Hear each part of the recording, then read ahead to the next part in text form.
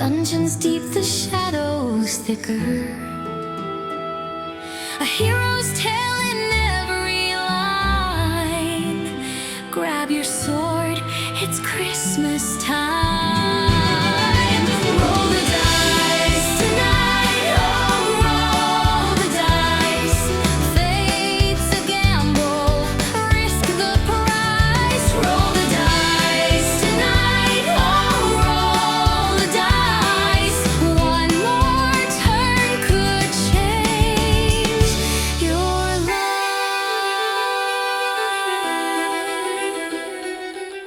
Welcome back to Aoethera. When we last left off, you guys had finished the battle in Aoethera, where you were basically making an opportunity for the main body of Sir Arthur Stonefist's forces to move on Malvik. And you guys did a most excellent job, I must say, defeating the elves and routing them, allowing very, very few to survive. And when you got back to your base camp, you found that Sir Arthur had stayed behind to watch the battle, and also to implore you guys to do him just one last mission and take the heads off of this two-headed snake. The orcs in Undgar and the elves in Isfewold. And you guys agreed. So that is where we're going to pick up today, right after this quick commercial. Aoethera, a world of ancient magic, steam-driven technology, and fragile alliances, where secrets hide in every shadow and betrayal lurks in every pact. A war is brewing. Cities tremble. The world teeters on the edge of ruin. Will you rise to save it? Or fall? Steel yourselves for the Cataclysm. Cataclysm is a 2-book epic adventure set in a new world of magic and steam, built for those who seek renown. Explore Aoethera with 79 unique maps, 32 illustrated NPCs, and new monsters in the bestiaries of both books. Aoethera Cataclysm by CritHeads Gaming, exclusively on DriveThruRPG.com. So, getting back into this, let's go ahead and roll some fate, shall we?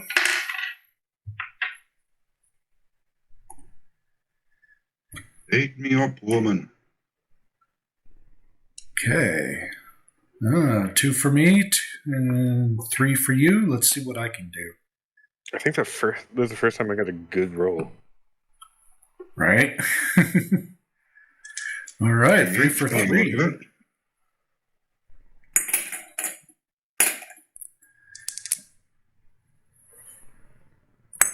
can either buy 10 some bigger scales or some smaller dice. Yeah. Nah, these scales are fine. I do have some micro D6. I'm happy with what I've got going. Let me turn the brightness up on the camera, though, because I can barely see it. So...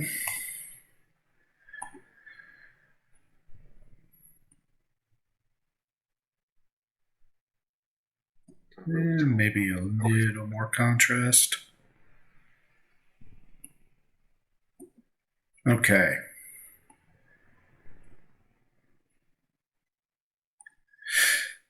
All right.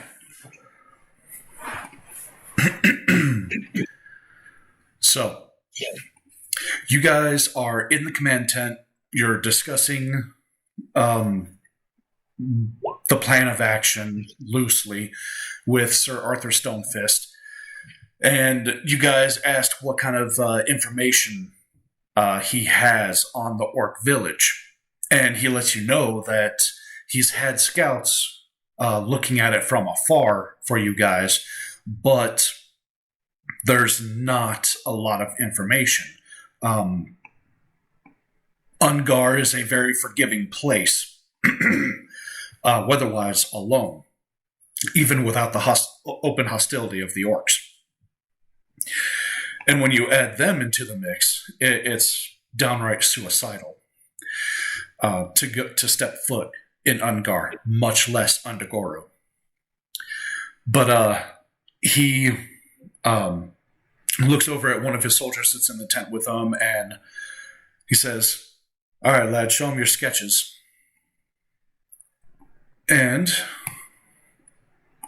the soldier unfurls a hand-drawn map. It's crudely drawn, kind of 5-year-old drawn, as you can see. But he starts to go over it, and he lets you know. So the edges of the Arctic forest are basically all around this village. On the north side, that's where the forest is the thickest. You got some copse of trees in the middle. And on the south side, there is a natural harbor with 3 piers jutting off of it. And he lets you know that all of these tents, these squares here with the X's in them, they face all different directions. There's really very little rhyme or reason to how this place is set up. These orcs don't seem to be overly intelligent. So approaching from the sea, I don't really recommend it.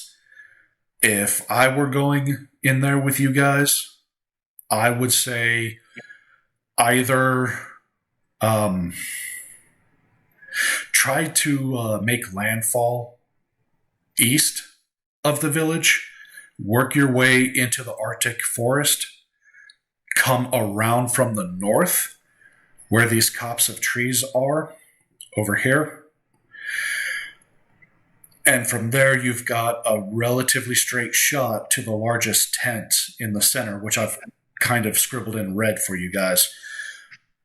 And I have seen the orc leader going in and out of that tent. I'm pretty sure that's kind of a great hall / his personal residence.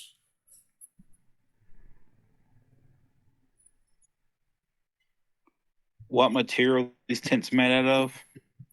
It's a combination of things. They're stone, they're rough-hewn logs, making lean-tos with spruce boughs, animal hides, all natural materials. But everything is snow-covered up there, so I don't know how well fire's going to work, if that's what you're thinking. Oh, no, What's the big square in the middle again? The big square in the middle seems to be the Great Hall, or the Longhouse, what have you. That's where I've seen the Elder coming in and out of. He's definitely your target. So, where do they get their water from? They boil off the snow. All right. Right, do we have access to any sort of oil? And There's some makeshift Molotovs. I was thinking we just cover the tents in oil, because even if they're leather and they're not going to burn just for regularly, you can soak them in oil and they'll burn.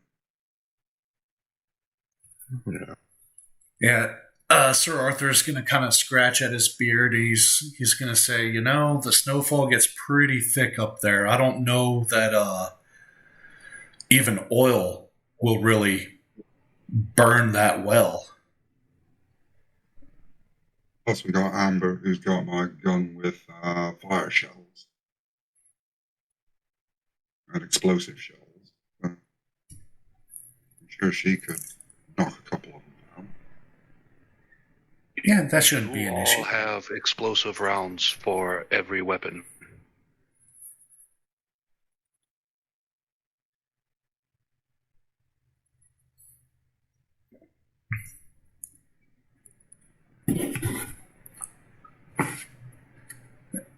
Sir Arthur is gonna just kind of look at you guys. And he's gonna say, If you need more explosive rounds, since nobody really spoke up on that one, I do have enough to give you guys about 8 each. Sam have been keeping track of her inventory. Well, my Gatling gun fits 15. I mean, I have nothing that uses explosive rounds, so you're more than welcome to mine. All right, so I'll give me 16 if I take his then. Amber will look at Rosie, look at Scotty, and then look at Rosie and say, "Yeah, I've kept pretty good track. I haven't used any of the explosive rounds, so there's 8 more for you." I Thank didn't you. think she had a phone. I'm pretty sure I passed mine 24. off to someone. And 24 rounds works for me. That gets me somebody getting hit with a ton of explosive damage. I mean, Amber should still have 15 incendiaries. That'll set fire. Mm-hmm. Yeah, with the incendiaries, the explosive, and the oil, I mean, it'd have to be pretty thick snow for something to not catch, right? Yeah, and I still have my frag 12s and all my shotgun ammo. That was just my Gatling gun ammo that was short on things. Now, But does anybody have the ability to fly? unfortunately, my wildfire spirit does, but I can't. But I can make the trees come to life and attack them. I can move. Well, you see, I was all thinking is if we objects. had something that could fly, we could use them to drop the oil onto the tents I can all objects. before we the actually way move into the area. I have mage hand, so I'm gonna move So, something. so Tim, how cold is it? I would say, I mean, it is within the Arctic Circle. And we are talking about the middle of winter in the Arctic Circle. So I would say you guys can expect it to be very much sub-zero temperatures. So how that affect my water spells? The water is going to freeze instantly. They're not ice spells. So Yep. if I shoot tidal wave, it's not going to disperse like it used to. Nope. It'd give me a wall of ice. Exactly. Same thing with Maelstrom. Instead of like a whirlpool, it'd give me like a giant disc of ice. Yep. Cool. In its own way, could also be useful. I know. That's why I'm asking questions.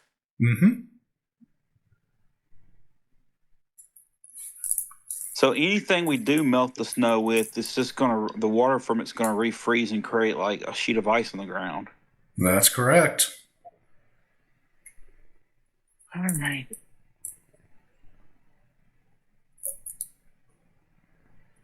No.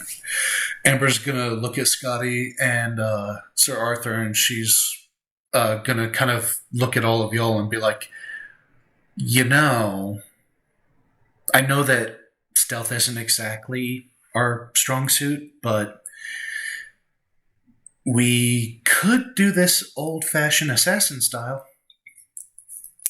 One of us sneaks in, slips a knife into the old orc's ribs, sneaks back out.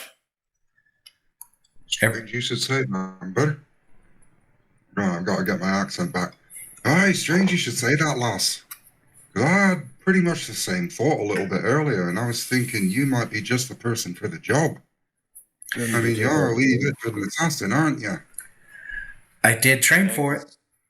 Yeah, I was thinking about getting point blank range and just casting tidal wave so he gets frozen into a block of ice. Yeah, but then the element of surprise is gone. If Amber off's the leader, then we can be in and out, and nobody will be any the wiser till morning. Yeah. By which time we've gone in off the elf, and before the orcs have even woken up. If y'all want to try stealth, that's fine. Y'all come up with the plan. No, if stealth don't work, we fight. Yeah, What we're already doing anyway, so. keep the heavy hitters in the tree line in case things go south, and the small team goes in and try to take out the leader. Yeah, worst case scenario, I will do him in and come hauling ass out of the tent, screaming like a banshee. And that'll be the sign to lay down some hate. What do we know about orcs? Like, what makes them angry? What makes them scared? Are they superstitious? What makes them angry? Everything. What makes them scared? Maths. What makes them superstitious that they may be angered a god that might make them run out from their village? It's actually a good question. I mean, Just Yeah. throwing it out there. I also have. this isn't I the don't world we're imagine- all used to, so what do we know about orcs in Aoethera? Yeah, because if there's a way to make the bear come out of the cave, I'd rather do that than go fight the bear in the cave. Right. So Torque do have- will chime in and he will let y'all know. He kind of gets this vacant stare in his eye and sips from his flask, and he says, "Orcs are, well, they're barely more than chimpanzees, to be honest with you, but they do have a certain legend, and this might kind of hint you guys in. They worship an orc that that was called Gorvax. And what this orc was, is he was essentially a warlord. And he led a giant war party into the heavens to do battle with Thalarin, the Just. And according to the orcs, he defeated them. He defeated Thalarin and the celestial armies and cast them down to Aoethera for the orcs of Aoethera to have their way with him as well. And that kind of more or less got Gorvax and his warband god status, we'll say. And so the orcs to this day worship Gorvax. So they're all about the bloodshed, they're all about the violence, but they're kind of dim.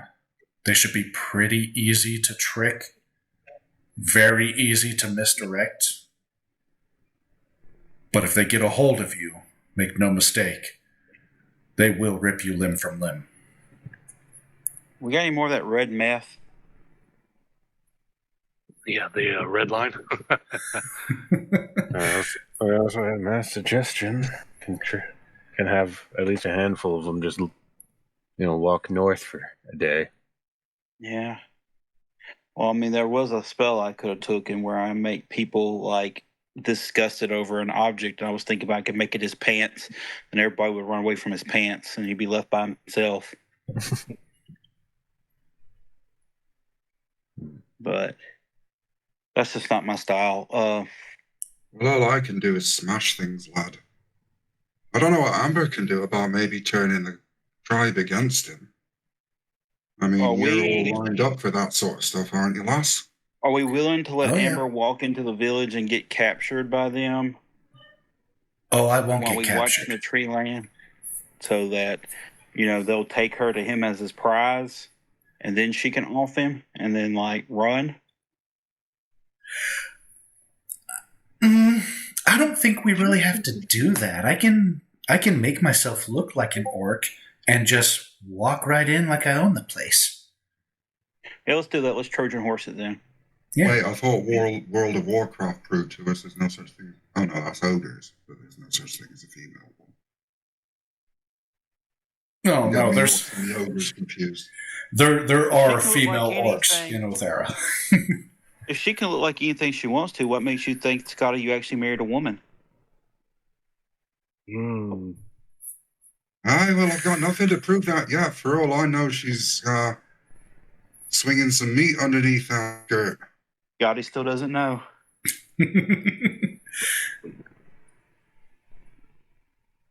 So far, we haven't shared the same bathroom yet.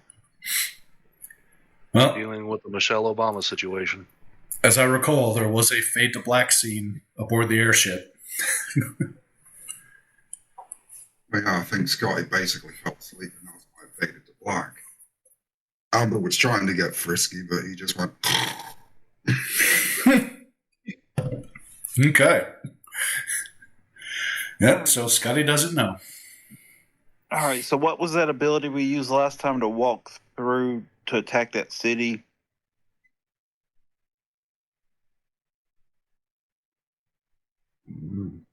Where we're on a different plane. Oh, that spell. What was its name? Hold on, I don't remember. Is it like plane shift or something like that? Shadow step or something like that. No, it's not shadow. Because Yeah, we could send in 3 people to follow in behind her, invisible like that. Mm-hmm. So then, if something did go wrong, she's not completely by herself. Well, I was gonna say I would be willing to go in with her, and I have many different ways to go in with her. I'm going to look at the soldier that drew the map. From the edge of the tree line to the main camp, about how far would you say it is? Oh, let's see. He just kind of counts on his fingers a little bit, and he says, about 20 feet, give or take, from the tree line. It's amazing that he just stumbled into drawing it to scale. It's just he's good, you know. Reconnaissance is what he does. Another note, since I'm the teleport guy, if I remember right, I can bring someone with me with this spell. Mhm. If you you can teleport you and one willing creature. I have Dimension Door, and if it's only that has a range of 500 feet. So if we can try to sneak in, or I could just Dimension Door. I don't know if I have to be able to see where we teleport, but we could basically teleport right next to it, if nothing else. Unless I'm mistaken, with Dimension Door, you need to either be able to see or be very familiar with the place, right? Yeah, you have to see it. Oh, okay.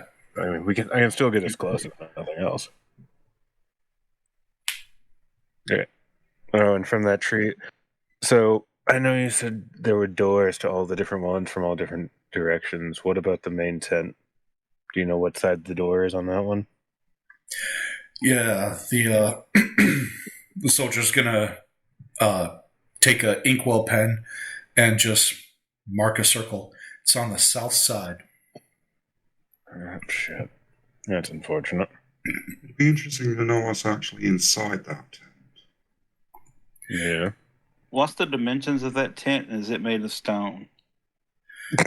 So it's primarily wood and animal hide, from what I could see. What if I could just mage hand a Molotov right on top of the tent? Just float a Molotov over to it. Amber's gonna say, "Well, I mean, that'll drive them out, and then maybe we could engage them at range. But I still think that letting me go in there disguised is probably going to be our best bet." Yeah. Well, I like that plan. I'll just be ready to Leroy Jenkins when the time's right. Or another option we have is we can use that etherealness to get in there, and then I can Dimension Door us out after the job's done. Hilarious, just in time. Noise. Yeah, we can use the ethereal presence to get in, and then I have Hello, a everybody. message. Hello. What's up? What up, super large patron? I mean, I would prefer to poison him over stab him, but if stabbing is your preferred method. It's more guarantee, especially with orcs. They're a hardy bunch. How do orcs fight? Are they kind of melee and archers and that sort of stuff, or do they use firearms? And Sir Arthur's going to chime in. He's going to say, they're primarily melee. They do have bows and know how to use them. And those bows pack a wallop. Like, the pull on them, they're good 85, 90-pound bows. It's hard for most people to pull them back if they can at all. And Tork's going to chime in and he's going to say, if the elves have supplied them, or if they have an elven attachment to this village, they will have explosives. Which I think would be a fair assumption to say is probably being kept in that big tent. Yeah, I was Which going to means say if we that can would. find a way to put a charge next to said explosives, big boom. Yeah, I was going to say their supplies and food are probably kept in that tent also. So it's probably the most best guard with more people inside than what you normally would expect.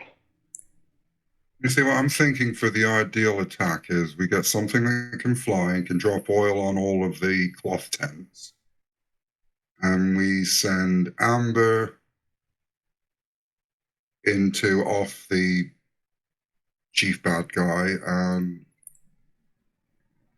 who are we sending in to go into the central tent to plant charges next to any explosives that we happen to find? Well, again, I can Blow use it that. all up, and when everybody's in chaos, then we can either vacate completely because our job's done and the leader's dead, or we pick off whoever's left off because they'll be disorganized and more vulnerable than they would be normally. The soldier's just kind of shaking his head as he's looking at the map, and he says, I got to be honest with you guys. I didn't see any elves. I mean, I watched the village for about a week or two, but I mean, an elf would have stuck out like a sore thumb. I didn't see any. You see any Matt? orcs that went out and then came back a day or so later? Yeah, plenty of those. Gathering wood, going hunting. I mean, they usually not by themselves. There'd usually be a good 6 or 7 of them at a time. I'm thinking there's got to be communication between... My accent's gone. Because I was thinking there's got to be communications between the orcs and the elves. So somebody's got to be doing the back and forth thing. Yeah, maybe some kind of courier. I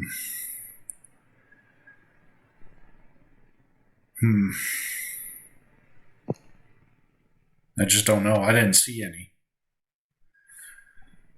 How long were you out there again, son? Did you just draw a map and leave, or did you watch it for a while? No, I watched it for about 2 weeks. And you didn't see any coming and going? No messengers, no. Curious. Oh, maybe magic then. Or not magic, sorry, but maybe they have some radio or something. Or radio. Mm-hmm. Yeah. Means there might be a relay station somewhere nearby to make sure the signal gets to where it's going. If it has a radio, it's going to be in that center tent, I'm almost sure of it. Okay. How about we just catch a bunch of badgers, train them to dig underneath the main building, and then just sneak in that way? Why do we need badgers for that? We got shovels, I'm sure. Yeah, but badgers dig at 30 feet per turn, 35 feet per turn.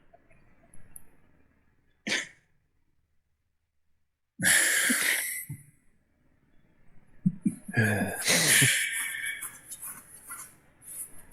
mean, from the tree line to the tent, it's not that far. I'm sure we could do it. Just dig under it and plant the explosives underground. Plus, you could put the oil on the back of the badgers, and then we can sacrifice those poor badgers. I mean, if we're going to do that, why don't we just train a dog to run in there with explosives strapped to it? Because dogs are different than badgers. Why does it have to be badgers? Because the way We the don't spell need no works, stinking badgers. because of the way the spell works, it has to be an animal in the area. So like Galahad and I shall build a giant wooden badger.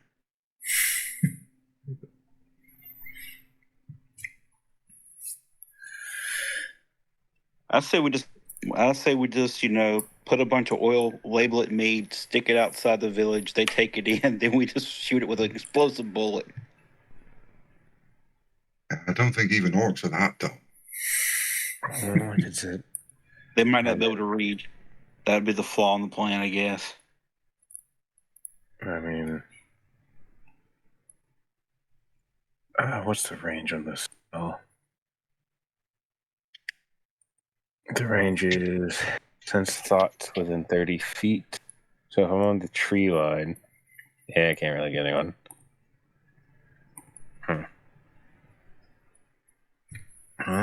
I do still have that mass suggestion ability.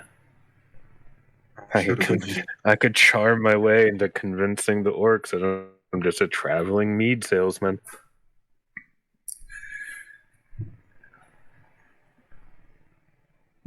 And Sir Arthur's going to chime in on that one and just be like, maybe I wasn't overly clear. No one outside of orcs have ever set foot on Undgar, much less in Undagoro. Yeah, trust me, I could convince a couple of them. Well, maybe. Just as long as the whole camp all at once.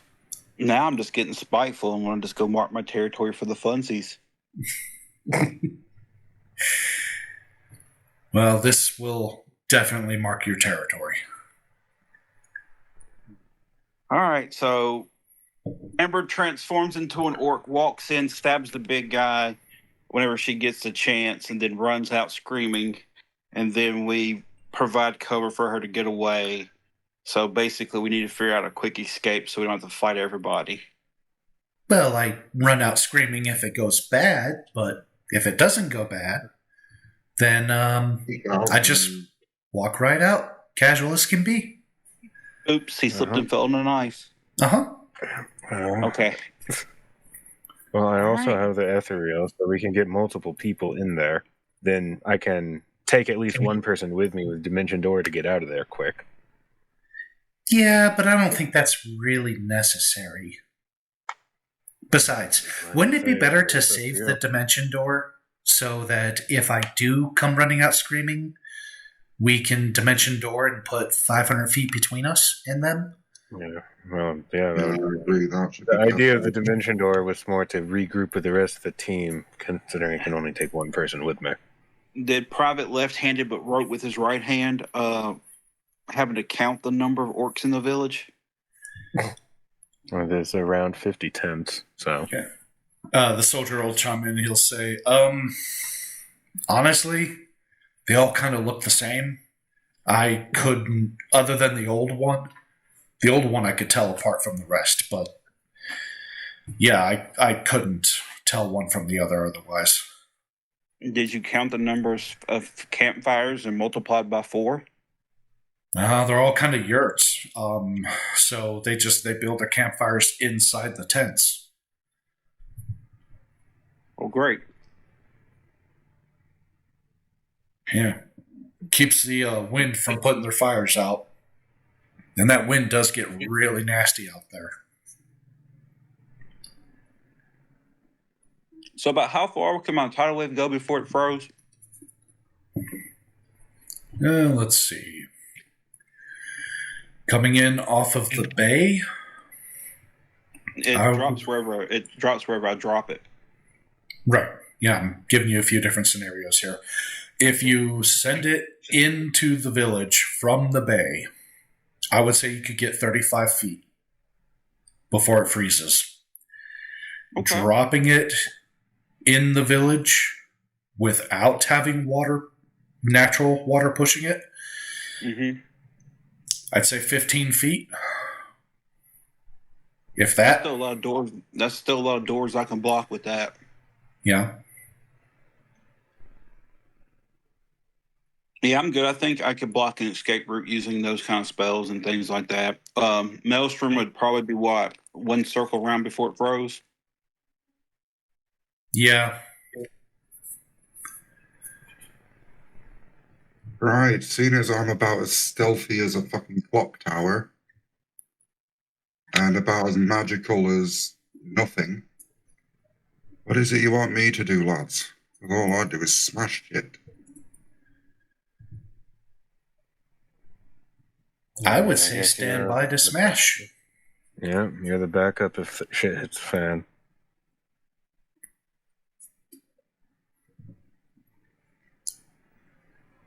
That's what she said. But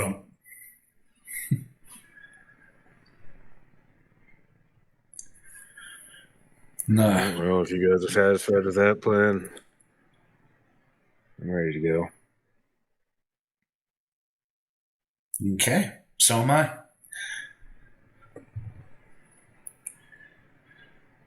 And Torque's gonna take another pull off of his whiskey and say, "All right, well, let's quit wasting time then. Let's go." And you guys head out of the command tent and you go gather your things and get ready to depart. And it doesn't, maybe it doesn't take very long to grab your things and get going. Pretty much everything was all set up, ready for you to grab anyway.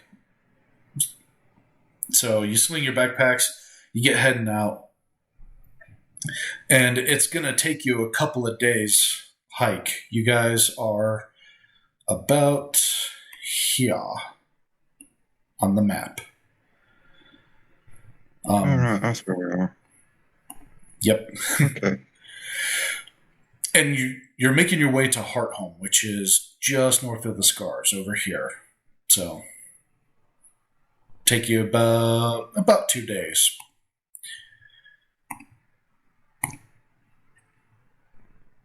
Okay. Years on the road. And as you guys walk, the snow starts to fall. It starts to get cold, but it's fairly quiet. You hear the howling of wolves in the distance, but none of them seem to be approaching. You guys go for the entirety of the first day. You set up your camp for the evening. Do you guys set any kind of watch, or what do you do there?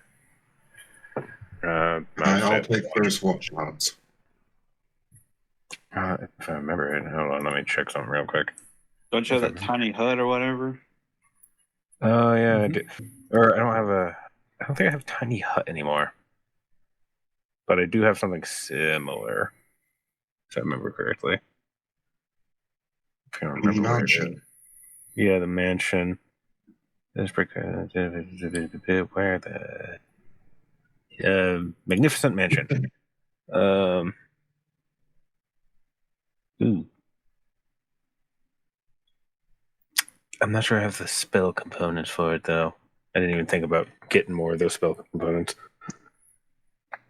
I need a miniature portal carved in ivory, a small piece of polished marble, and a tiny silver spoon worth 5 gold.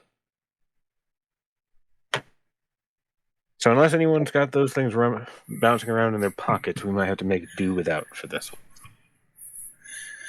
When did you learn that one? When did I learn this? It's a 7th level spell, so maybe a couple levels back. Okay.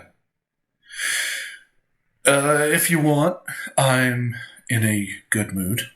You can just mark off 5 gold and say that you Sure. bought it in Meridian before it got nuked.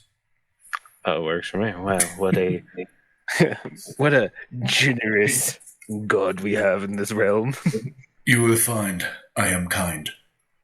I was gonna say, if not that, I do have the spike growth that I can cast free of charge per encounter. I could just put up a spike growth barrier. True, that's not a bad idea. Okay, so it's 7th level spell, and yeah, magnificent mansion. I have yet to actually plan out what this is like, but I would just say it looks kind of like an old rundown. Of course, the entrance is invisible. But on the inside, it just kind of looks like an old dusty manor. With, and I think there's something about servants. And I would just say that, like, the servants just basically look like ghosts. They're not people. And that's also fitting for my guy, so, you know. So we all get a cozy, if not a little dusty, room. Very nice. Where is your whiskey still? I don't know. Ask one of the servants, ghosts. They might know. I have not seen a whiskey still, my lord. Well, Looks like I'm having to fight orcs sober. well, I bought a couple bottles of booze from Molotovs that I haven't thrown yet. I don't mind sharing some. I'm not even sure Rosie could get drunk. Oh, she could. Torque. Before we get going, get the blood warmed up. Torque will look at Kreth and be like, "Yeah, I'll definitely take a top off." Oh, actually, I will. According to the spell, place is furnished and decorated as you choose, and it contains sufficient food to serve a 9-course banquet for up to 100 people. Oh, what the hell? So, Amar's I So love- we're all getting drunk. we're going to be too fat to fucking fight. Right? Man, okay, so so what does that look like? How's it furnished? What kind of food is there? Who's eating what? Who's drinking what? I mean, again, as far as the furniture and whatnot, it all looks like an old manor. It looks like it hasn't been used in decades. But all the food is still, it's normal. It's like all the servants just made it that day, so the food's fine. Just dust and cobwebs everywhere. As far as what's served, I don't even know what to say. What's served? A variety of things. I'm sure there's a piano in the corner. Probably, yeah. Are we gonna have another piano? Piano. Please have the piano be playing itself as a ghost plays it. Well, we've got favorability and free whatever we want, so it's not like I get the bonus from Bohemian Rhapsody. So I just checked my components list for most of my spells. Most of it just requires me to take a hike in the woods and like pick up like sticks and stuff. Yeah, Cheap. that's sounds about right. Yeah. It's like component, a leaf shaped like a funnel. Oh wow. Okay. I'm gonna be broke soon. Well, I mean, if you want to scavenge for those things, since you guys are in the woods, I would say give me a nature check with advantage. All right, nature check with advantage. Of course, the Darn. hippies leaving the party right when it's getting started to walk in the woods. Yeah, that's fine. I got nature. I got proficiency in nature though, so it's +5. So You could just click on nature and it'll add everything for you, right? Oh, God, yeah, that's too it's much in trouble nature. though. What are we It's rolling too much trouble to click a button. Yeah, I like button clicking. What was it we're rolling for? It's bad enough I'm no longer rolling dice. I was having Rosie give me a nature check to see if she finds spell components as she walks. Right, okay. There So- you go. There you go. 25. Does that work? Yes, I would say you find 3 cone-shaped leaves, and I don't know, what other components do you need? Pretty much everything's either a drop of water, mud, clay, sticks, and things like that. Like being a druid, it's just you go hiking and you find spell components. Okay, yeah, you find plenty. With a 25, you find plenty. It is just like the. That's bad. All right, so you guys eat, drink, be merry, go to bed, wake Come up. back in with a bunch of mud and sticks. Yep, maybe a squirrel hiding under the The armor. ghost butler and maid just immediately start trying to clean you off so you don't track mud through everything. I'll have the squirrel bite them. Percival. That's what we're calling. Yep, Is that the one that's going to suicide bomb the orcs? the squirrel. Could be possible. I've done far sinister with squirrels lately. Blue squirrel. All right. So the next morning comes, you guys start Yeah, back. before, if we found a porcupine and strapped an explosive to it, would it be classified as a nail bomb?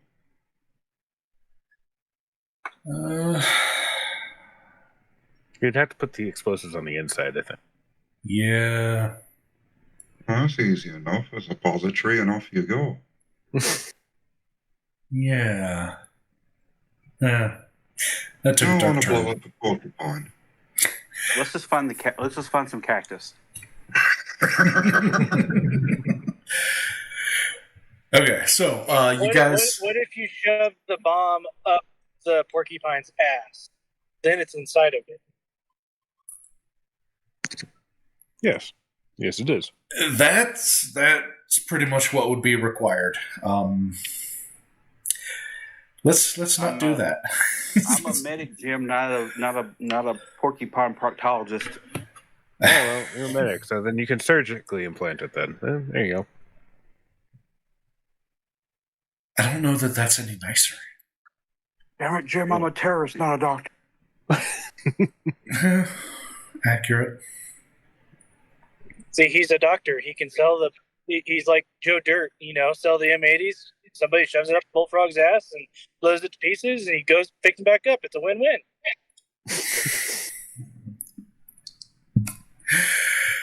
Okay. Right. Now he's hopping mad. That was just bad. Okay. So, you guys, the next morning, you guys get up, you continue on your way.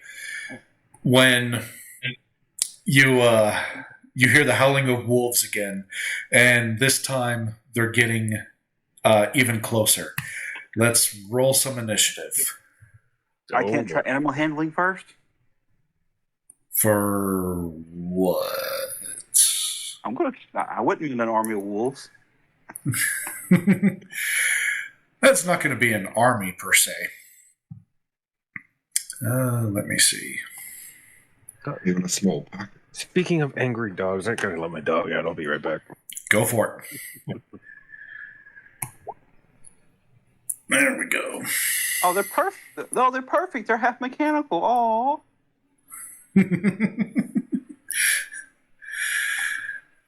Memories.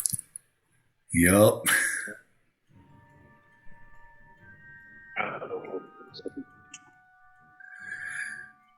Just wanted to do a little throwback for those that have been here from the get-go.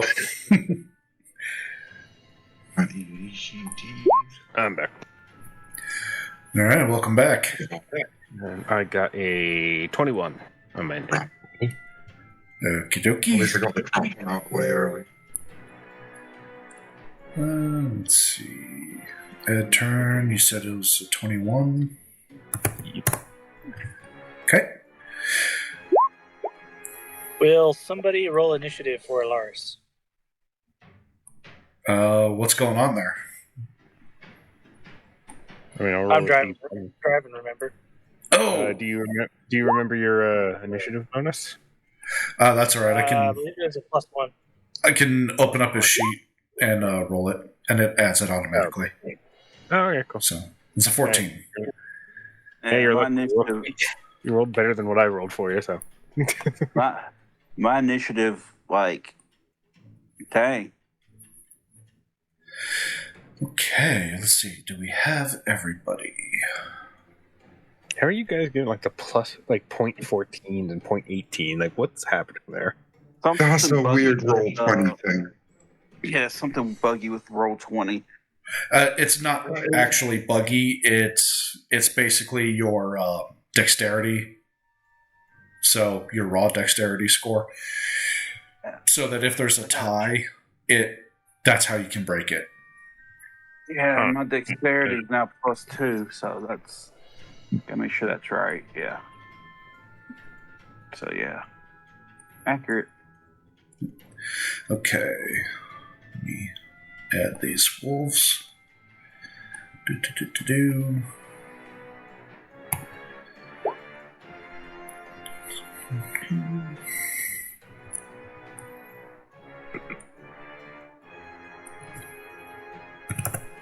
I'm going to start playing on a bigger computer screen.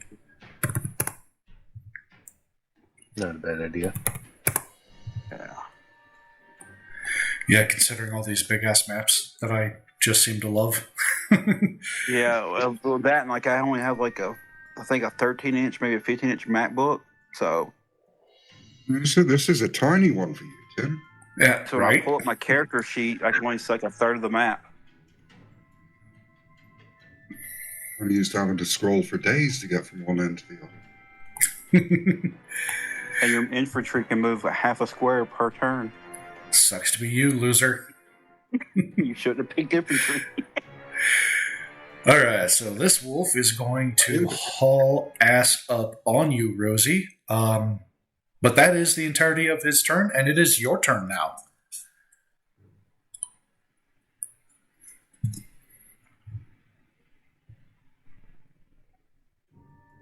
I want to try to use animal handling to tame it. Go for it. But before that, I'm using a bonus action to activate overdrive mode. Okay. And then try animal handling. Okay. All right. So, what exactly do you do? Like, what's your gestures, your movements? What do you say? I'm going to do like a howl, whistle, kind of like speak wolf language, but also throw some machine like binary like chatter in there, like AI communicating with each other.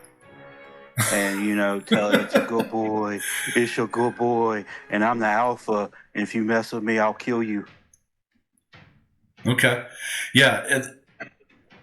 So that kind of stops it in its charge, and it kind of tilts its head at you and snarls at you. You don't really know if you've succeeded or not. You know how like wolves and like other dogs will pin a dog to the ground by its throat, but not hurt it? Mm-hmm. I'm about to choke slam that dog like that. Okay. Gonna give it the old alpha roll. Yeah, I'm going with athletics, or what you want me to go with? Yeah, I would say athletics or acrobatics. Your choice. Yeah, I prefer athletics. Did it roll? I don't see it. There it is. 14. Okay. Yeah. And I will give this guy his little dex roll. And I'm going to go, no. Alpha. No. So you try to alpha roll this wolf, and it's a bit of a fight. Like, it's a lot stronger than you thought it was. But, hey, you're a sentinel too. No big deal. So you just, that overdrive that you turned on kicks in, and you do manage to alpha roll this wolf and put it on its back. Kreth, it is your turn. I don't know what's going on with that. I don't know if I want to do it. So let's see. It's getting 80 feet away? Mm-hmm. I don't want to get... I'm going to go up at an angle like this. I'm going to move... 6. I'm moving right up. Move. Wrong button. Move right up here. Okay. Which puts me in range of him, I believe. And I'm going to cast Dissonant Whispers on him. Ooh. Do it up. And what is that? A wisdom save, right? Yes, it's a Wisdom save of 17. I don't know. I better roll good or he's gonna... Yeah, I did not roll good. Okay. So that is 3d6 damage. Total of 10. Very As nice. well as its next, was it his reaction or his next action? Hold on. The target makes a wisdom saving throw on a fail and must immediately use its reaction, if available, to move as far away from you as it can using its safest route. Run away, little doggy. Okay, so it does not have a reaction. It's just a simple wolf. Well, it's mechanically enhanced, but it's just a simple wolf, so it doesn't really have a reaction. But on its turn, it will run away. Cool. Okay. This That's one... what we close to the other dog. So I might be getting bit here in a second. Yep. Let's see. Yeah. Oh, well. I believe... Yeah. Okay. So, same thing. It just charges across the field at you. But that's all it can do this turn. And now, this next one will try to run away. Vlad, it is your turn. Oh, goody. I'm going to use a level 5 spell called Conjure Volley, where a fired or thrown non-magical weapon ammo... wait, hold on, I better check range on this. Oh, yeah. Fired non-magical weapon or ammo becomes a volley from above with hundreds of duplicates, and every creature within a 40-foot radius must make a dex save and take full damage on success, half damage on... full damage on fail, half damage on success. Okay. So I'm going to use my bow and fire an explosive bolt at him.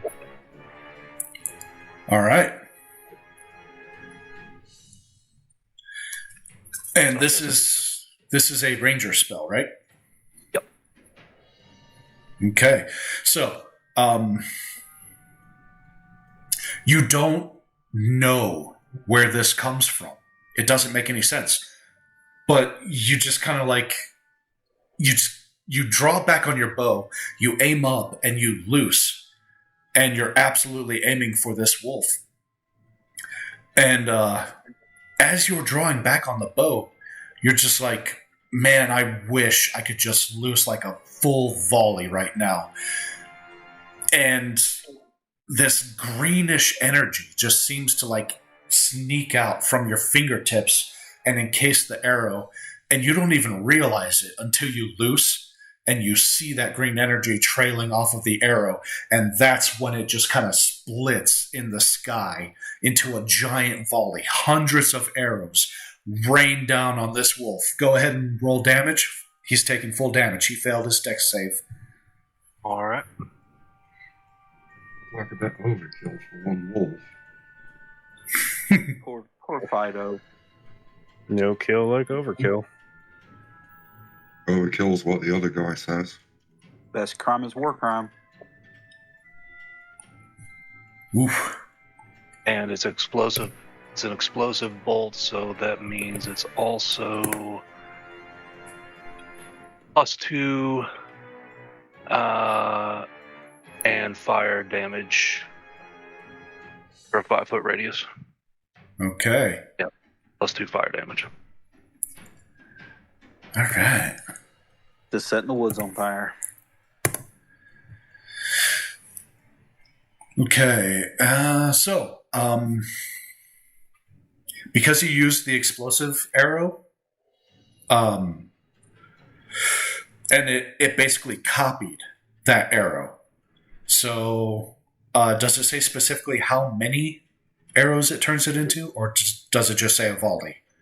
It says hundreds. Hundreds? And the range it's a 40-foot radius. So the presumption would be anything within a 40-foot radius has to roll. Fire for effect. Yep, that's what I'm hearing. Yeah, so it turns into hundreds of explosive arrows. So these hundreds of explosive arrows rain down, and it is like a carpet bomb in a 40-foot area. It's just boom, boom, boom, boom, boom, boom, boom, boom, boom, boom. And there's nothing left of that wolf. It is done. It is gone. If I let him borrow my Gatling gun, what would happen? Much the same. Mario's gonna kind of side-eye Vlad, like, what the fuck was that? And I just want to point out, this is the first time anybody has seen magic in Aoethera. Dear God. We have an instance of it. It's like you guys have seen the supernatural. You've seen Amber do her little disguise thing. But as far as like magic goes, this was something different. So, and with that, it is Alaris's turn. So, Alaris, since you're driving and you can't see the screen, let me better break this down for you. Which I'm sure if we have podcast listeners, they would probably appreciate anyway. You guys are in a coniferous forest. You do have some rock cliffs off to your right. And you guys are basically traveling in kind of a loose line.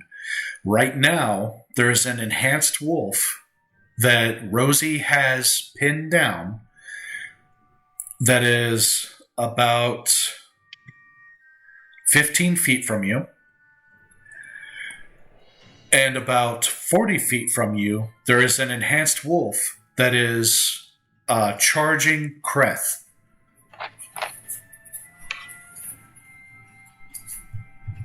So what would you like to do? Okay.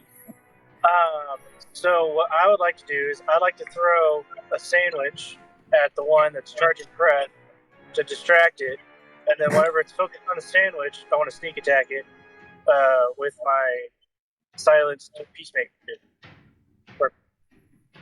Okay. All right. So I will do. Let's see.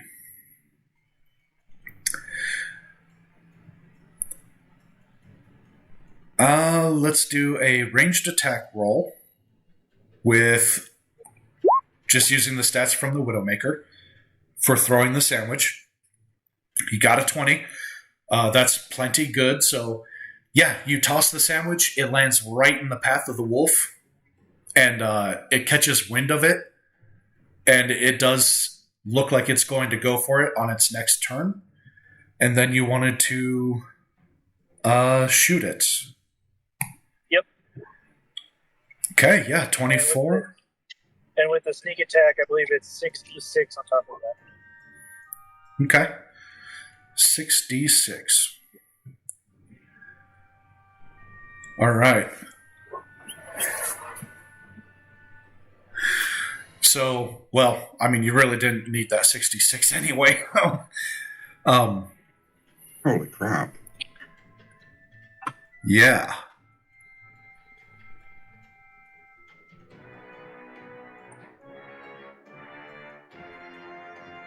That's... Anyway.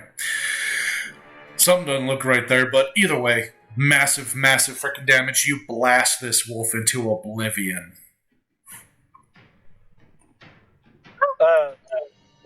When Alaris lines up and takes the shot, and just watch this bullet fucking just pierce through this wolf, and it just something hits and it just explodes. You know, just splat. You know, Yep. It's like, oh shit! I didn't remember these things being this easy. All right. With that, it is Scotty's turn.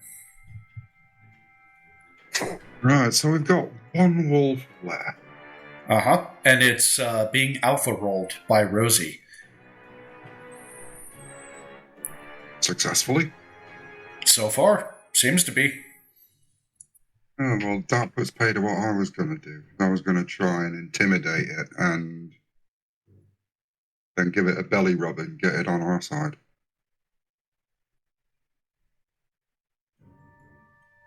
Well, it is your turn, so whatever you want to do, you just let me know. You want to try to give it a belly rub while Rosie's got it pinned? Yeah. It's already laying down for you. Exactly. No, I want to see if I can sort of win its friendship. And if not, I'll just smash its head in with a hammer. Okay. Give me a animal handling. Is it animal handling or would it be an intimidation? It doesn't really matter because they're both the same bonus. Yeah, I mean, if you're trying to What do you make a have? friend of it, I would say animal handling. Does he have advantage because I got it pinned? Yeah, go ahead and take advantage. 16. You're not sure. This this wolf is very distressed looking, but it can't really move. Rosie's really, really got it pinned down. So you don't know if Rosie were to let it go, if it would be friend or foe. You just can't tell. I just watched its two buddies get blown to fuck and somebody's being nice to it. So Yeah, he hasn't looked that direction yet. He doesn't know. Yeah, and on my turn, I'm going to give it one last chance, or I'm going to kill it myself. Okay. Snap. Anything else from Scotty? Which general direction are we supposed to be heading in? We're supposed to be heading towards the west. Yeah, this way. The way the wolves came from. I'm gonna start heading off up towards that way then. Okay. Yeah, I'm just gonna stand here playing with the puppies all day. Yep. And I've got what, 40 feet? mhm. Take me up to that tree.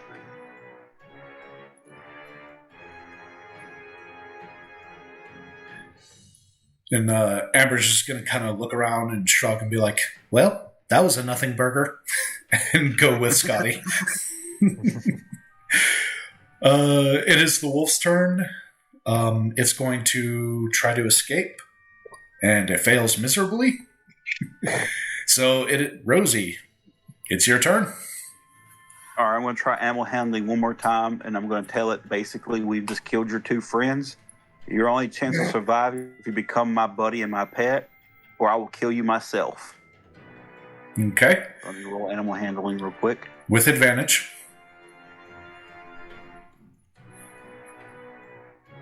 So do I click it twice?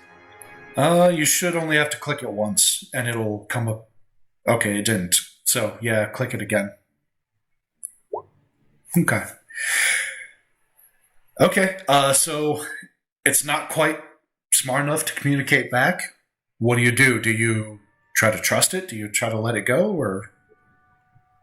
I'm going to slightly relax my grip, and if it comes up other than slowly with its ears down, showing like submission signs, I'm going to light it up with Thorn Whip. Okay. As you start to loosen its grip, it does not move. And you kind of look to see what the tail's doing. The tail is tucked. It is being submissive to you. All right, I'm going to pet it on its head and scratch behind its ears and ask it what's its name. It's not smart enough to really respond. It just kind of cocks its head at you. All right, I'm going to tell its name is now Rover, and I'm going to tell it to lay down. It doesn't really understand the command. It just cocks its head again. All right, so I'm just going to make a leash of some rope around its neck and see if it'll let me tie a rope around its neck to lead it.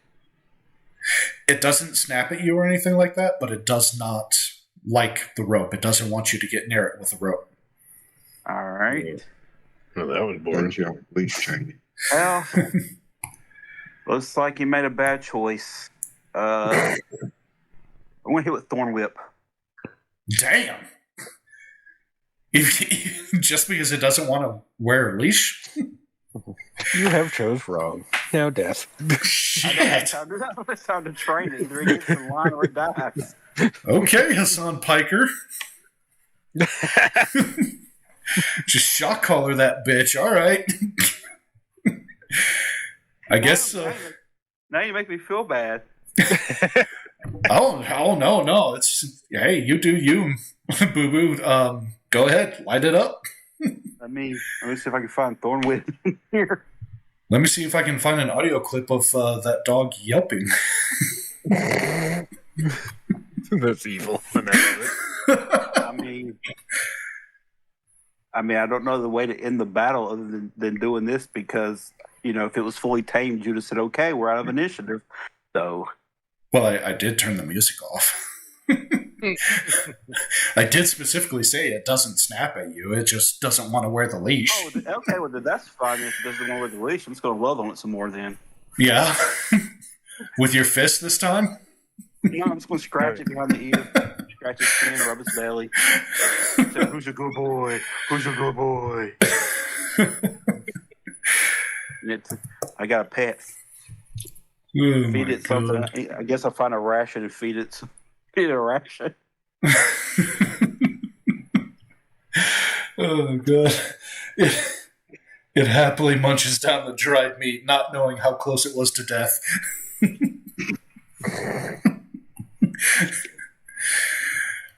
Okay. They may not have a leash, but it's on a short one. Wait, but now we have a dog and a cat companion in our party. This is going to end badly. Dogs and cats living together. It's just anarchy and chaos everywhere. We're not That's asking how them we to like be it. friends. We're just asking them not to kill each other right yet.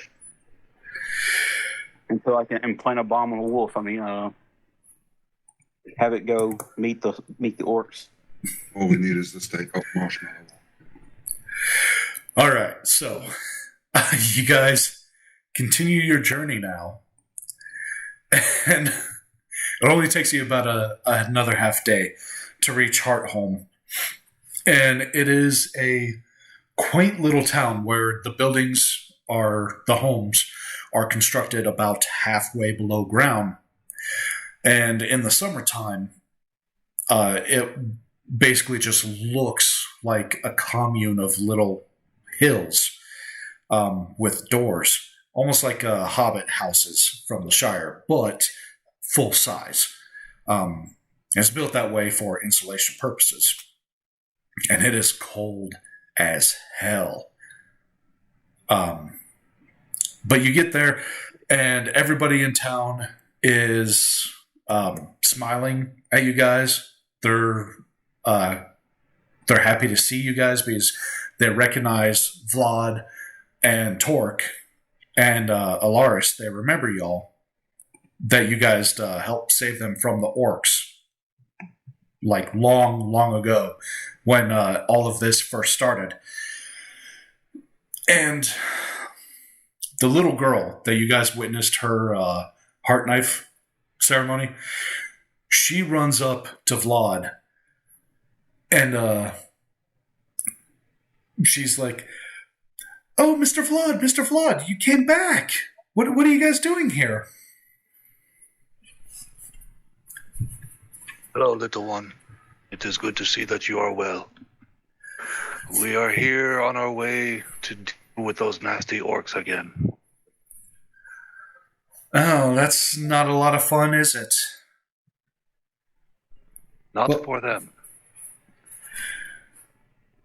Well, I'm glad you guys came by. And her mom, the mayor, is going to approach. And she just gives you guys a curt nod of acknowledgement and turns to Torque and asks, "So, what can we do for you? Do you need food and shelter for the night?" And Torque's going to say, "I mean, that's probably not a bad idea if we could spend just maybe one night, but we're going to need a boat as well." And she just says, "Sure, not a problem. We'll give you our best gift."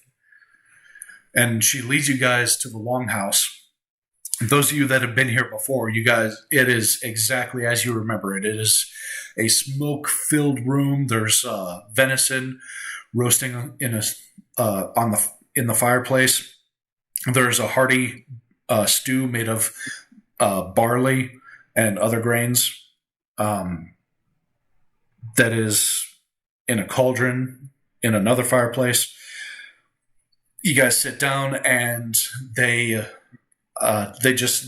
lay out the works for you guys.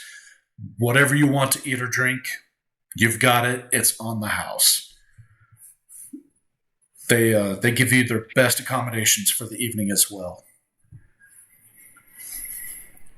I'm used to getting stared at when I go into a new town, but not treated like this. And these are halflings? No. They're humans. Okay. I was about to say, too soon? Yeah. Too soon? They build their houses like halflings, but they do it for insulation purposes because of how cold it gets on the cold coast. I got you. Whenever we have a moment or two, I'm going to try to train my new puppy. Okay. Maybe ask for some advice for Vlad how to do it without, because he knows about how to train animals. He's done taught his cat some tricks. I am not very good at it. The only advice I can give you is try and try again. Yeah, I just need sit, stay, and rip that guy's throat out. The basics. You should have an easier time training a dog than it is to train a cat. This is true. So, yeah. I don't know. How many commands can I teach it at one time? Just one. Uh, You have to I'm have guessing- 3 successive successes. yeah. Yeah. No, that's not what it was. You have to have 3 out of 5 successes. If I recall correctly, Duncan, remind me, I believe if you have 2 in a row. No. If you have 3 in a row, then you can start training another trick that day. That's what it was. Yeah, I think so. Yeah. That does sound familiar. Yep. But it's only 1 roll a day. So. All right. So Speaking one of- roll a day. Yep. But you you have advantage on this one because you're a druid. I'm going to give you advantage on these. All right. So trying to basically, this is what it looks like. Since we're both sentinels, like a fiber optic looking vine comes out of my head and goes into like the back of its port in its skull, so I can kind of communicate directly through like software. Okay. So it's not really a sentinel like you are. There's more flesh to it. Okay, more flesh to it. Okay, then But- we'll do it with verbal commands. Well, what you're describing does work. It's just it may not work as well as it would if you're transferring memories to another sentinel. Yeah, what I'm basically trying to like transmit to it is like to understand my language. Gotcha. So I'm trying to like figure out what it knows so I can teach it like the words. Okay. So like sit, stay, and rip that guy's throat out. Gotcha. But Oh, nice. okay. All right. So, let's see. With that critical success, a couple of things I'll give you here. That is your first success on one of those 3 commands. Which one are you training them right now? Like stay, Stay? Okay. like stop, like I want it to be like if it's growling to like cease everything and like wait for me to tell it what to do next, kind of stop. Like not just stop walking, but like stop everything. Okay. So that is kind of complex, but Yeah. that's a natural 20. That's why that 30 screen. So yeah, definitely a success on that. And as far as like your fiber optic vine, trying to figure out what it knows, it doesn't really know anything. But what you learn from it is that it was just a wild wolf. Where you found it was its territory to begin with. And you kind of see its memories. It was captured a long time ago, about a year and a half ago, by elves. And Dr. Vasilovich turned it into the cybernetic creature that it is now. If I can transmit one like memory back to it, like I'm going to transmit the memory back of blowing an elf's head off to it, so it knows I don't like elves either. Okay. All right. Nice. I like that. You remember that one I kneecapped with the vine and then shot in the face in the cave? Yep. Yeah, he's gonna get that memory. Nice. Hell yeah. Better if it happens to be the elf in question. What's that? You know what? Roll me a D100. What are the odds that it was? Better than half. Okay, so not quite good enough to say that it was that elf, but yeah, similar build, similar facial structure. The wolf can't really tell. Similar uniform, similar smell. Yep. Yeah. All right, so that's all I wanted to do was train a wolfie. All right. So go puppy. Anyone else trying to do anything? Yeah, Vlad's going to keep working with Morio on. He's been trying to train him alert, and so far I've had 3 fails and 1 success. Okay. So we're in the main public gathering place. Huh? Yep. You guys are in the longhouse. That is a success, Vlad. So you now have 2 successes. Is there a piano? Roll me a D100. Let's see. I should have trained that wolf to destroy all pianos. I just want to say there's a perfectly good piano in my manor. No, probably not. It was a piano, but it's now just a shell. Nope, it's a harp. Give it a shot. Do you want to... Oh, shit, I ain't playing that. You don't want to give it a try? It's like a piano without the keys. Well, the piano plays with strings. It has strings. I'm sure you can figure it out. It's just a piano on its side. That's all it is. Well, pretty much. Instead of keys, you got to pluck them yourself. Mm-hmm. Oh, Oh, sure, you well, can that do it means all I the would way. like 2 little Technically, the hammers piano to hits hit the string. wires, and the harpsichord plucks. Yeah, well, you can hit the wires too. And I think I'd use smaller hammers than this great big wee bastard. Well, you never know. Maybe it'll sound good if you do. It'll sound good once. And then never again. Well, that's all I need to hear.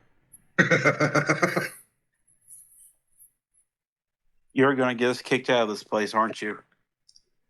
No, man. I'll be good. No piano, no singing. I'll just sit in the corner and get drunk. I wonder if I could play a piano. Or not a piano. Well, yeah, that too. Never played a piano either, but I wonder if I could play a harp.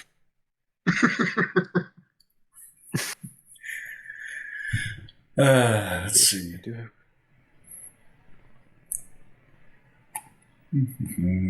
Well, what was that spell, real quick? A harp is just a massive bow with multiple strings. This is true. Oh, that's a level 8 spell. I'm not using that for that. Ooh, no. I'm looking at my stuff. I was going to play a harp. I'm not even going to attempt it. Oh, boy. Hold on. Passive perception is 22, for the record.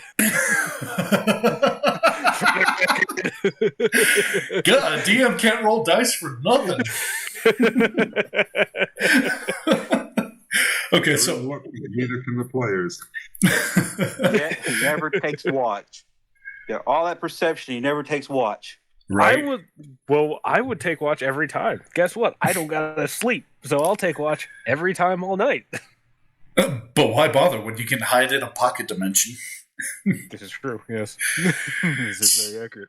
So with that passive perception, Kreth, you notice that Amber just quietly, casually slips out the front door.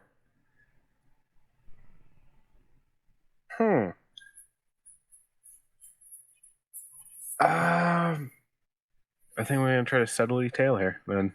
Just kind of take a step. I feel like I'm probably one of the quieter guys when the party's going, so I'll just kind of slip out of the party, classic Irish goodbye, and see what she's up to. Okay, all right.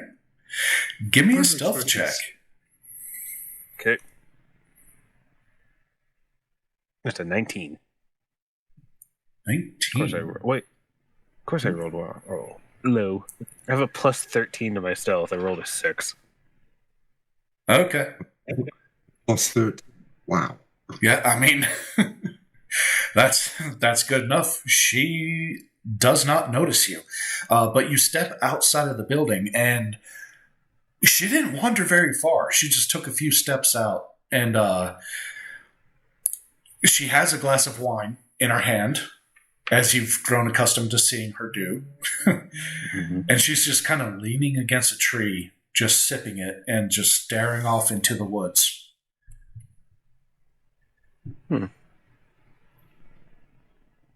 That spell I said I wasn't going to cast. I'm casting it anyway. With one, I will give myself Bardic Inspiration, just because I don't know what's going to be coming up. Okay. And I'm just gonna. She seems just to be. I think for now, I'm gonna wait just for a minute to see if, it seems like she's just chilling by the tree, and if it is just her just chilling by the tree, I think I'm gonna go up and walk up to her and talk to her. Okay. Yeah, she is. So you do or you don't cast a spell? Just Bardic Inspiration. Okay. So just as in case for later. Gotcha. Yeah, no, she's just chilling there, just staring off into the deep, dark woods. Well, I guess I'll just walk up behind her and, so what you doing out here all by yourself, lass? Oh, shit!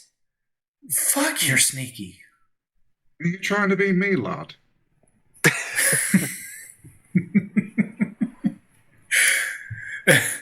And she just kind of catches her breath and just gives you that wild look like, holy shit, you scared me.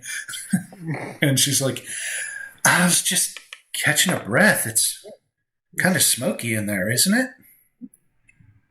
I seem to like the smoke. And why are you looking so scared? Do I look that... I'm not that scary, am I? Well, a little. If your stitches rip, I'm pretty sure you'd fall to pieces. And I assure you, I have no clue what you're talking about. Uh-huh. So, just kind of getting some space from all the drinking, mostly happening in there. Yeah, just trying to get my mind right for tomorrow. Well, I guess not tomorrow. It's probably still going to be a few days at sea before we get there, isn't it? It's going to be a little bit, yeah. Yeah, Good. We should be able to get there a little sooner. It'd be nice if we could get an airship. Don't think we'll be that lucky, sadly. No, not in this little fishing village.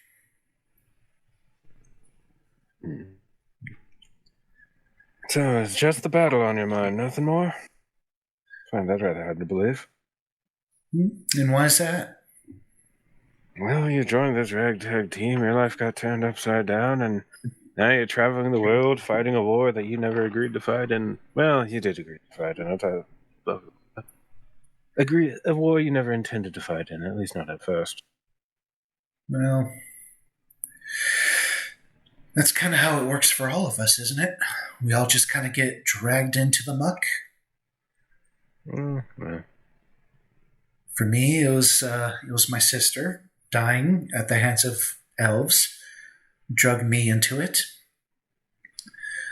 What was it for you? Yeah, that's a story. Sadly, I can't tell it to you. Oh, you think I'm not going to keep your secrets? This is a story Yeah, all no, about my life got flipped, turned upside down. No, lass, I can't tell it to you. Not because I don't trust you, but because I don't even know it myself. Oh, It's the name of a mad scientist that probably has the answers. Maybe. gotcha. I always did kind of wonder, processes like that, what are the ramifications? So memory loss, huh? Yeah, don't remember much of anything. Every now and again I get flashes of memories, but don't think all of them are my own. That's very interesting. Kind of a piece together kind of thing, huh? Mm-hmm. Who knows what all kind of weird tinkering they did. Indeed. So is that why you adventure now? Just kind of nothing else to do? Yeah, pretty much. I mean, hey, doing this job leaves me with plenty of smokes and plenty of drinks. I'll give you gold for one of those smokes. I thought you'd leave in the end because you're getting away from the smoke. Different kind of smoke, right? Fair enough. I don't need a gold, you can have one. Well, I appreciate that. No problem. We can all use a good smoke every now and again. Yeah. Almost can't wait for this to be over. And with your 22 perception, she pulls out a metal refillable lighter. Ooh. And you see that engraved on the side of it is Ve Victus. Sorry, what was that? You cut out a little bit. Engraved on the side of her lighter is Ve Victus. Ve Victus. Woe to the conquered. Does Kreth speak Elven? I believe he does. Let me check to make sure, though. Yes. Latin. He does speak Elvish. Okay. Yeah, I know. I kind of. I'm not capable of creating my own language. So, yes, since Kreth speaks Latin, or not Latin, but Elvish, Yes, he knows. He knows that is Elven for "Woe to the Conquered," and it is the Elven military's motto. It's like, where do you get that shiny little piece? Take it off one of the corpses? And she shoots you a wink and a smile and says, "Absolutely." I want to do a deception check on that one. Go for it. Oh, was it the insight, right? Yep. Mm-hmm. Fuck. Well, 11. You're pretty sure she's telling the truth. Yeah, fair enough. That's a fancy little thing. Might need to see if I can find something like that. You can have it if you want. I'm sure we'll get more spoils as we go. Yeah. Oh, I kind of wonder if the orcs got any lights or if they just use the campfires. Who knows? If they're practically animals, like Torque was saying, Yeah, I imagine it's flint and steel for them. Yeah. Never actually met an orc. Heard stories, but never seen one myself. CV's Pacem Parabellum. CV's Parabellum Mortis.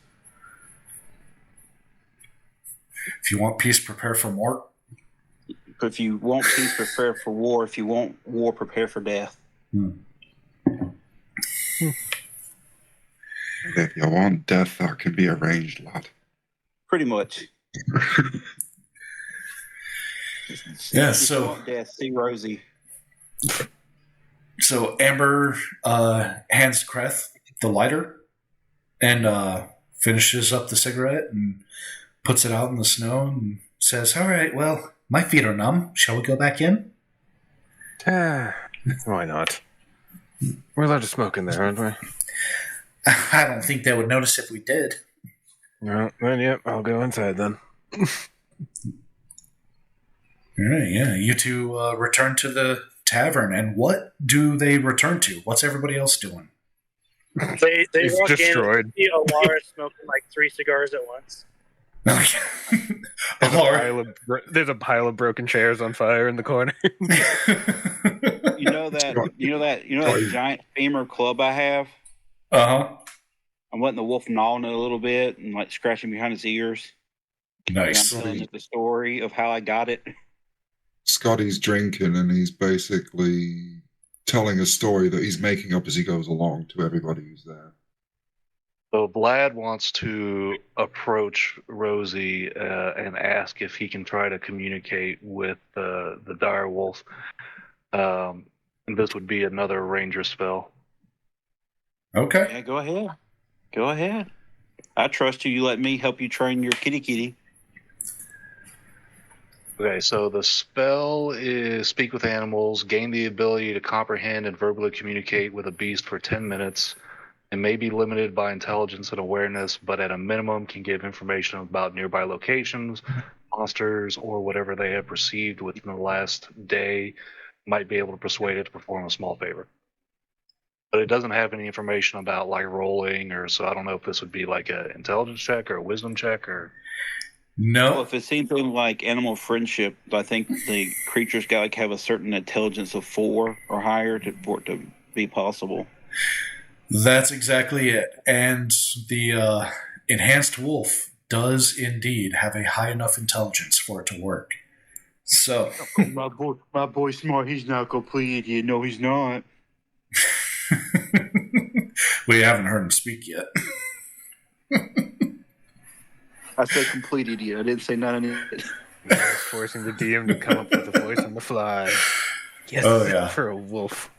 Yeah. Raggy. Ruh-roh.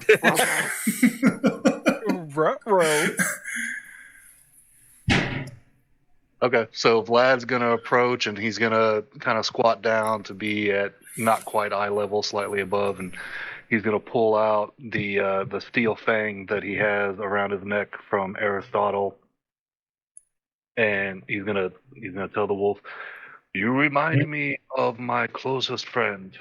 He was a brave wolf like you, and he died in battle. His name was Aristotle." The wolf sniffs at the steel fang, and you hear in your mind, coming from this wolf, "Packmate. Yes, I know this smell."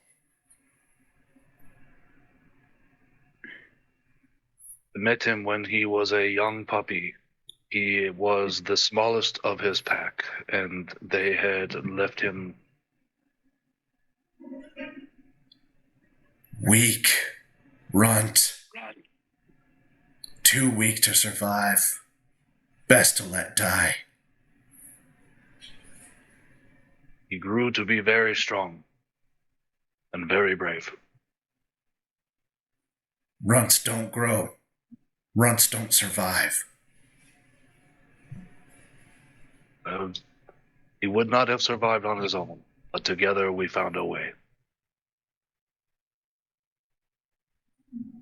And the wolf kind of sniffs at you And he says, "New pack mate. You take in Runt. Why?" Because I saw strength in him, and I did not want to leave him to die.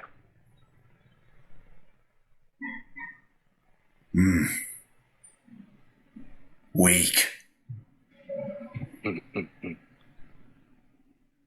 Strong live. Can you do me a favor and let him know Rosie's friend versus kill mentality so he understands who he's dealing with? Since you can talk to him.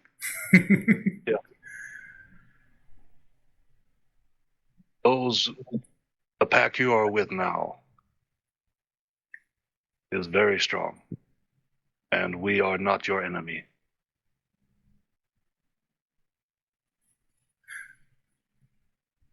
Metal one, new alpha. Strong.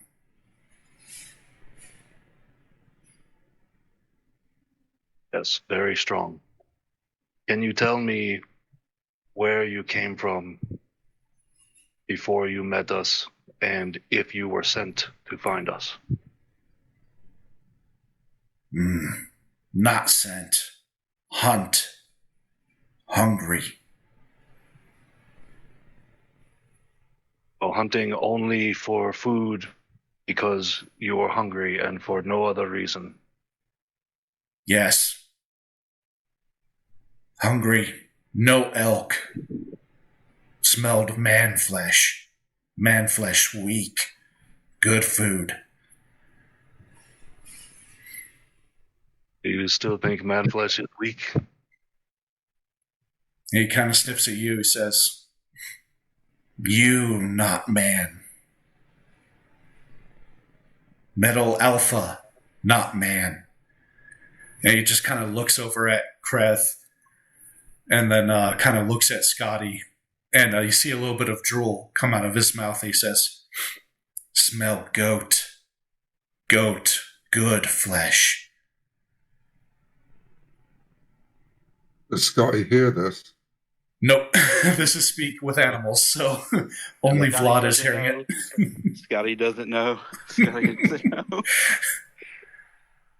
This goat, his flesh is very bad. It tastes like mud. Not good for eating. You as well.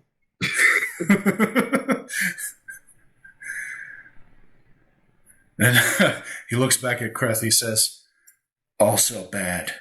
Rotten."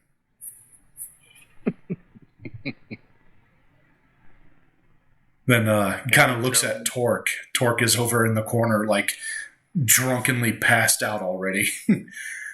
And he kind of drools again. He says, "Dwarf good." Dwarf drinks too much poison. If you eat him, you will be poisoned. He kind of goes. Plenty of elk to eat. Kind of goes back to gnawing on the Grokthar themer.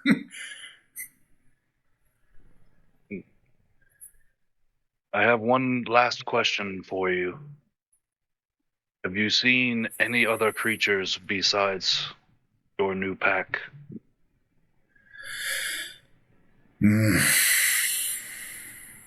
Many moons. Not recent. First turning cold when last saw elf flesh. Was it near to where you met us? 5 crows' flights.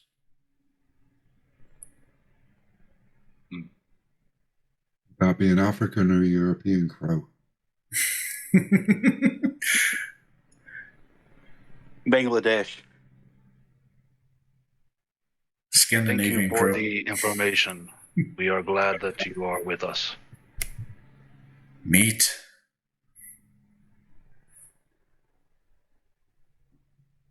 Rosie, I think he wants more meat. I'm gonna order a side of like mutton leg or something for him. The bartender brings over some of the venison that was roasting and says, "No mutton today, just venison. Hope that's all right." That'll work. Lays it on the table for you, and I'm going to toss it down to the wolf. Give him a scratch behind the ear and tell him to eat up. yep. He eats the absolute hell out of it. He's all about it. I'm going to pick my club back up and stick it back in my bag. Yeah, it's been gnawed on really good. Teeth marks all over it. Good. I'm going to tell him if he kills an orc, I'll let him keep an orc femur. And he kind of cocks his head.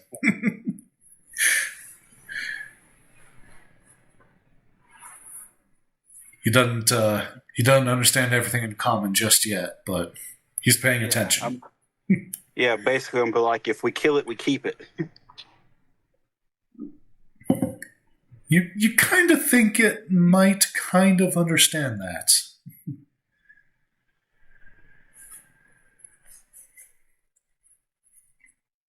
Okay.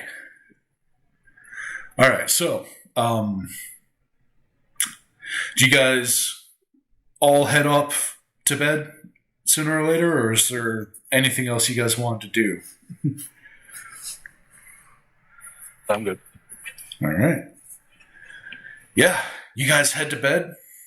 The next morning, sun rises nice and bright and rises in the west.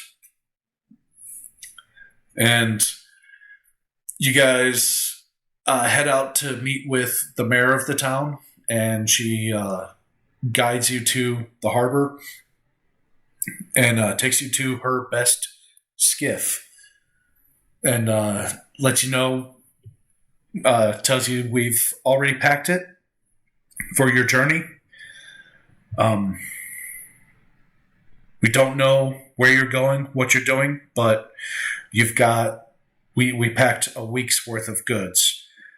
We couldn't do any more than that just because it might go bad. So hopefully it's enough to get you where you're going. You've done far more than we could have ever asked of you. We thank you. Well, you guys, you personally, I haven't met you, but Vlad, Torek, Alaris, I remember you three very well. You guys saved our town, so this is the absolute least that we can do for you. Vlad's gonna give her 100 gold. Thank you for your generosity. We will try to return the skiff if we're able. And she tries pushing your hand away, and it's just like, no, I cannot take your gold. This is the least we could do. Will you accept an orc's head for payment? And she kind of points along the roof line of the longhouse on the back side, and as you turn around, you see it for the first time. There's orcs' heads on pikes. Well, skulls at this point, on pikes all along the roof. And she says, as many as you want to give, we'll happily take. My kind of people.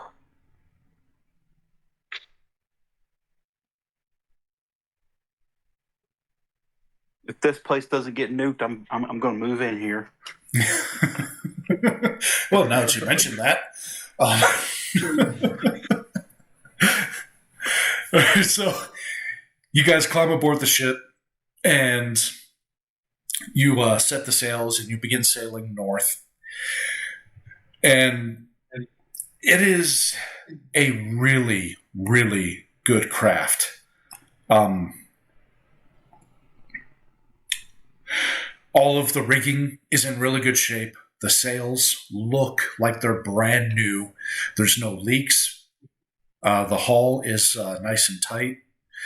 And it's even pretty well insulated to where it's holding in the heat quite nicely of the galley stove, which is warming up the lower decks quite well.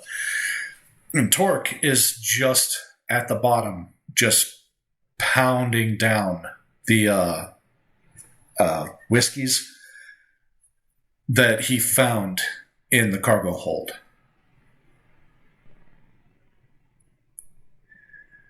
And you guys have about Damn it, Torque, 3 leave days. some for the rest of us. And he's just like, you find your own, damn it. I need to get ready for these fucking greenskins. Yeah, if we're gonna try to sneak in stealthily, you may have to be a Baracus him. Yeah, drunks aren't well known for their stealthing. I'm plenty stealthy. Aye, lad, we can tell. That's right. I'm sneakier than a mouse fart when I want to be. So what we Right. do is we wait till he passes out and then we put him on a sled and drag his ass along. Yeah, it's pretty much the plan. Yeah.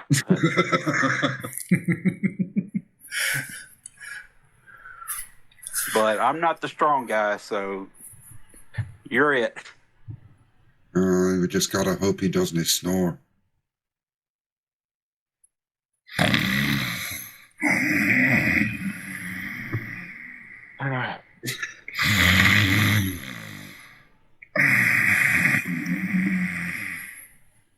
Oh, well, we could pretend he's a bear.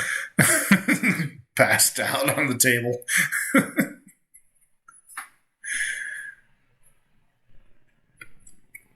All right.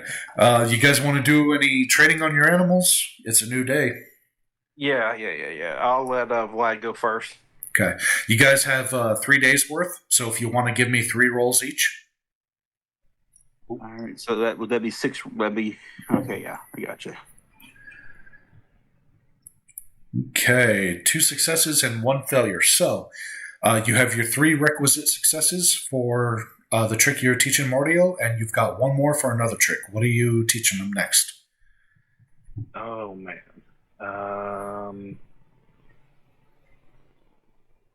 Let me get back to you on that, just so I'm not holding up gameplay. Sure, not a problem. Okay. All 3 successes on the wolf. I didn't even do my.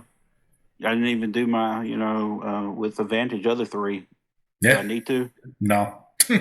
You've got it. I mean, if you want to try for critical successes, go for it. Yeah, I kind of do. I Okay. want to be greedy for Okay. once. It's probably gonna mess me over, but yeah, I'm using up all my good rolls. But I gotta get this wolf up to speed. Yeah, no critical successes, but still 3 successes. So he now fully understands stop, and the stop that you wanted him to know, where it's like just freeze, no noise. Yeah. And you've got 1 more success for another trick. So what's that trick? Go for the balls. Shit. Go for the balls, boo. Like, Okie dokie. and I mean like, have to kill you to get them off of them. Kind of go for the balls, not like Yeah. full send for the balls. Yeah. Get them Okay. orc oysters. Okay, so Exactly. just out of morbid curiosity, what does this training look like? I get like a green sack and put like an apple on each side, and I tie it like about 6 feet off the ground, off the mast, and I just keep yelling at it in like broken German. Because everybody knows if you're training a dog, you teach it broken German. The only way. Yeah, it's just angry, like Scheiße. Oh my god, I don't know why, but as soon as you mentioned like burlap sack, I was like, oh my god, Alaris is gonna end up tying it to his own waist. He's gonna be the dummy.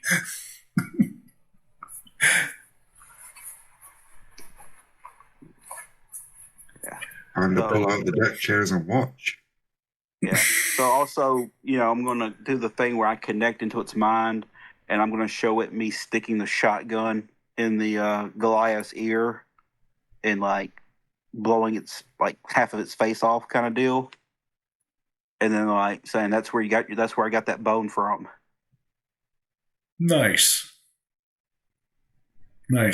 And as you transfer that memory to it, another one of its memories transfers to you. It's a cold evening, first snow of the year, and you hear an elk bugling off in the distance, and you're seeing through the wolf's eyes as it stalks around a tree, and you can smell that its pack mates are all around it. The snow is glistening in the moonlight, and you see a moose up ahead, and time seems to slow down as the pack all rush at this moose. And you have this wolf's memories as it latches onto the throat, and the warm blood fills its mouth. I think me and this wolf understand each other. I'm going to give it some food and scratch its ear and tell it's a good boy. That's my good boy.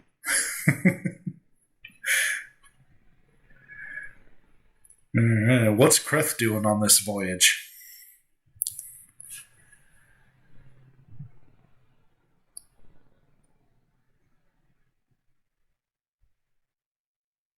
Did he fall asleep already?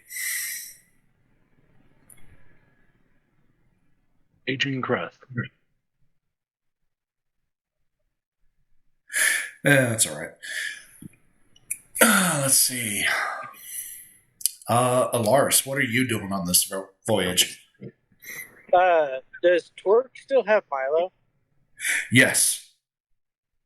So Alaris is just going to be this devious sentinel.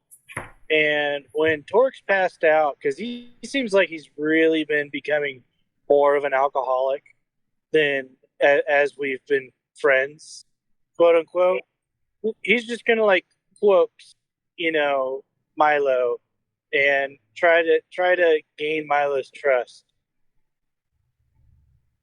Okay.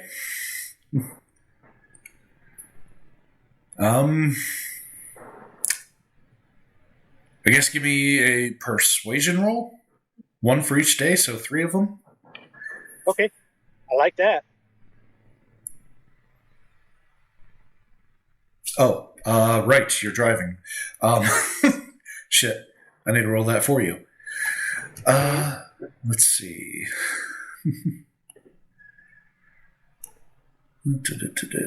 Persuasion.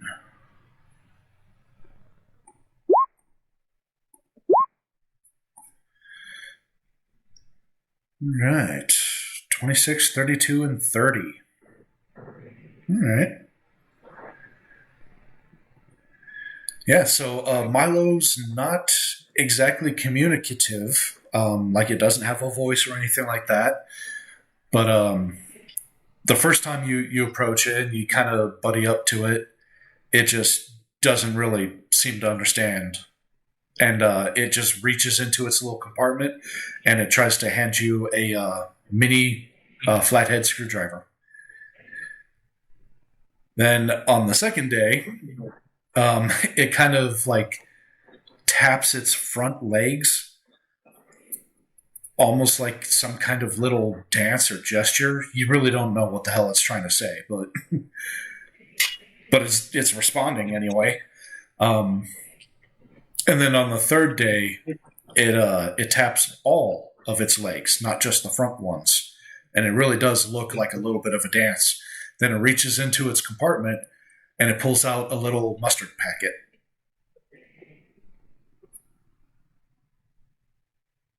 Huh. So Alaris is going to think that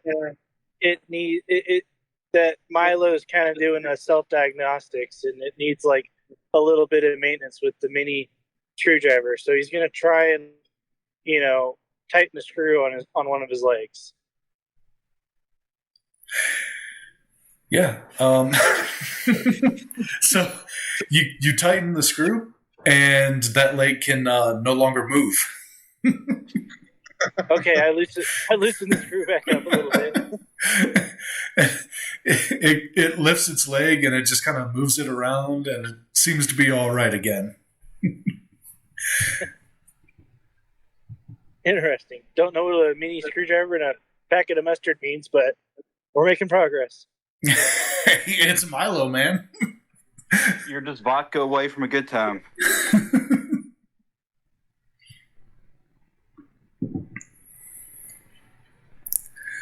I also want to write "fuck orcs" engraved in one of the sides of the boat. I'm going to do a performance roll to see how well you carve that in. Like, is it a piece of art, or is it really crude? If the orcs could read that, they'd be mad right now.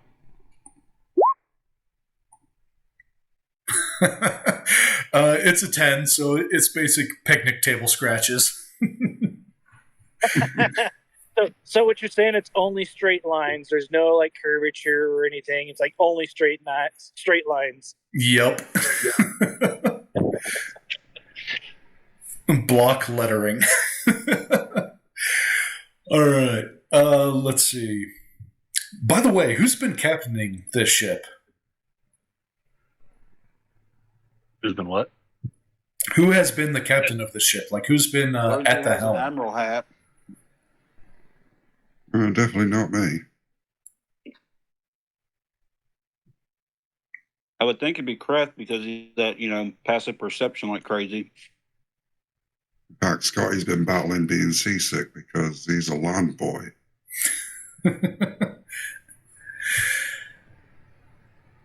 All right. Okay, so let me see. Who wants to be the captain then? Creth, do you want it?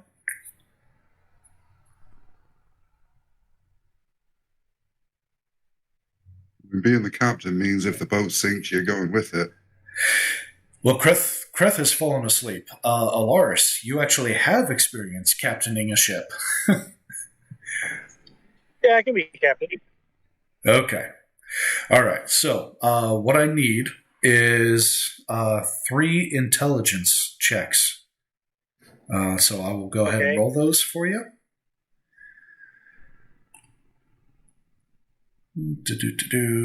All right.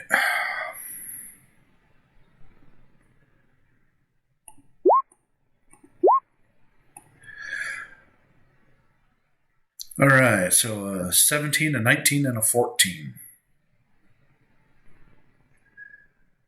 Higher smart.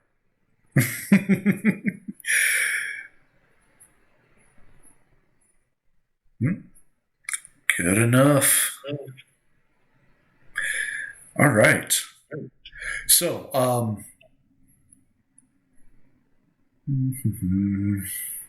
you expertly captain the ship, and you don't run into any storms or anything like that. It's actually really smooth sailing. And the fact that you only have to kind of power down for a few hours at night, you're able to make extra progress. Because you go below decks, you shut down for 4 hours, power back up, come back up, and get back to sailing.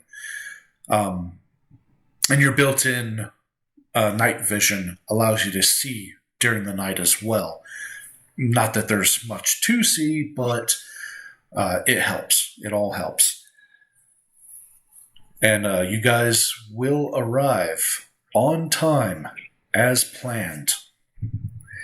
Alaris is totally going to sit there and believe that it's all good karma because he named the boat "Fuck Orcs."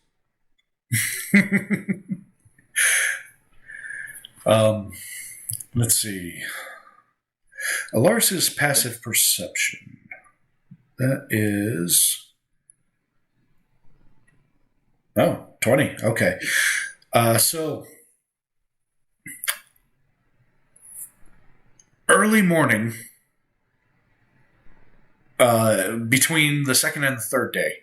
So third day beginning, you get up from your little recharge. You head back to the helm, and you do see Milo on the back of the ship, just kind of hanging out on the handrail. And this is kind of the point where you go over to it, and it hands you a mustard packet.